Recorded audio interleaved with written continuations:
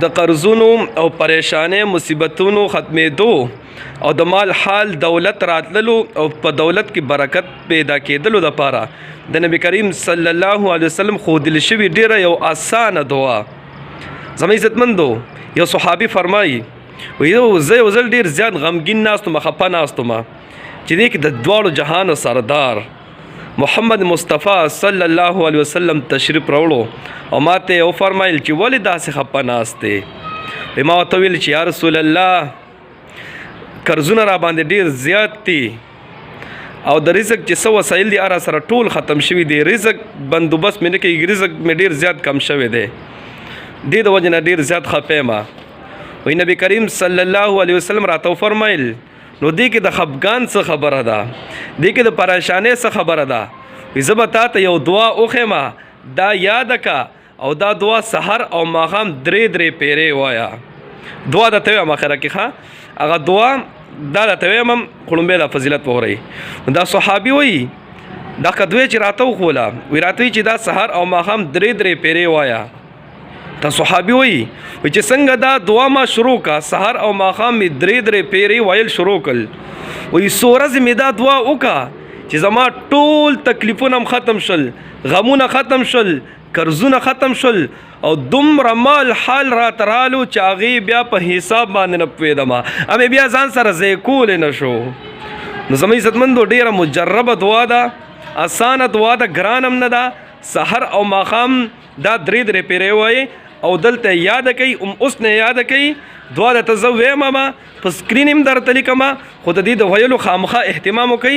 سحر او ماښام به درې پیرې وایي، ټیک ته جي دعا ته غوږ شي ښه. دعا داسې ده: اللهم انی اعوذ بک من الهم والحزن واعوذ بک من العجز والکسل واعوذ بک من الجبن والبخل واعوذ بک من غلبة الدین وقهر الرجال. بس دا یو څو ټکي دي، دا دعا زده کئ، سحر او ماښام وایي که نه نو ستاسو به قرضونه هم ختم شي، مال حال به هم در سره راشي او ستاسو ټول تکلیفونه به ختم شي، مصیبتونه به ختم شي. د دې په ذریعې سره د بنده تکلیفونه هم ختمیږي او هر قسمه غم ته نه ختمیږي. یو غم وي او یو هم وي. دا غم هغه مصیبت او تکلیف ته ویل شي که نه چې د هغې وجه معلومه وي، او دا هم چې دی که نه هم دا هغه تکلیف او مصیبت ته ویل شي چې د دې وجه معلومه نه وي. نو دا هم چې دی که نه دا د دې غم نه ډېر زیات خطرناک وي، ځکه چې د دې وجه نه معلومه. غم بالفرض خلک وایي پریشان یم، ډېر زیات پریشان یم او مصیبت دی راته، چې ورته ولې پریشان یې، ولې تا ته تکلیف دی؟ نو وایي ځکه چې پلار مې بیمار دی، ځکه چې زما کاروبار نشته دی. نو که چېرې د څه د وجې نه چې ده ته دا تکلیف دی که نه دا پریشانه ده، دا که وجه ختمه شوه، دا سبب ختم شو، بالفرض دی وایي پلار مې بیمار دی ځکه خفه یم، دا پلار بیماري که ختمه شوه بس غم ډایرک ختم شو. که وایي چې نوکري مې نشته دی او ځکه خفه یم، که نوکري ورته میلاو شوه نو غم ډایرک ختم شي. که وایي بیمار یم ځکه خفه یم، که بیماري ختمه شوه ډایرک هغه غم هم ختم شي. نو دا غم چې دی هغه مصیبت او پریشانۍ ته ویلی شي چې د دې وجه معلومه وي، او دا هم چې دی هم دا هغه مصیبت هغه پریشانۍ ته ویلی شي چې د دې وجه معلومه نه چې یو کس خفه وي چې ورته ولې خفه؟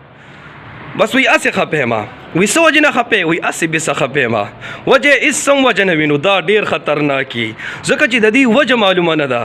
نو چې د کم یو شیز، کم یو غم، کم یو مصیبت او پریشانۍ چې وجه یې نه معلومه، سبب یې نه معلوم، هغه ختمېدل بیا ډېر زیات ګران وي. نو د دې دعا په برکت سره، دا کومه دعا چې مې درته وښوله، د دې په برکت سره د انسان غم هم ختمېږي او هم هم ورسره ختمېږي، غم هم ختمېږي او هم هم ورسره ختمېږي. نو زما عزتمندو دا او بلې دا لا حول ولا قوة الا بالله، د دې په برکت سره هم د انسان غم هم ختمېږي او هم هم ورسره ختمېږي. یعنې هغه مصیبت چې هغې سبب انسان ته معلوم وي هم ورسره ختمېږي، او هغه مصیبت چې هغې سبب انسان ته معلوم نه وي هم ورسره ختمېږي. یو د لا حول ولا قوت الا بالله په برکت سره او یو د دې دعا په برکت سره کومه دعا چې تاسو ته ما په دې ویډیو کې وخوله زما عزتمندو دا دعا یاد کړئ اوس نه یاد کړئ ویډیو 2-3 ځل ووري ان شاء الله یاد بشي ته یا تن سکرین شاټ ځان له وباسئ دا ځان سره یاد کړئ سحر او ماښام دا 3 پیری وای نو څه فائدې به ته وشي قرضونه به مو ختم شي مصیبتونه پریشانه هر قسمه به ختم شي او مال حال کچا سره نوي مال حال به ډیر زیات شي او کمال حال چا سره وي برکت پکې نوي نو برکت هم به پکې راشي نو هر ملګری دا دعا زده کوي او سحر او ماښام دا دعا وي ټیک شو جی الله رب العزت مو خوشاله باز ساته دعاګانې کوي دعاګانې به کوو الله پامان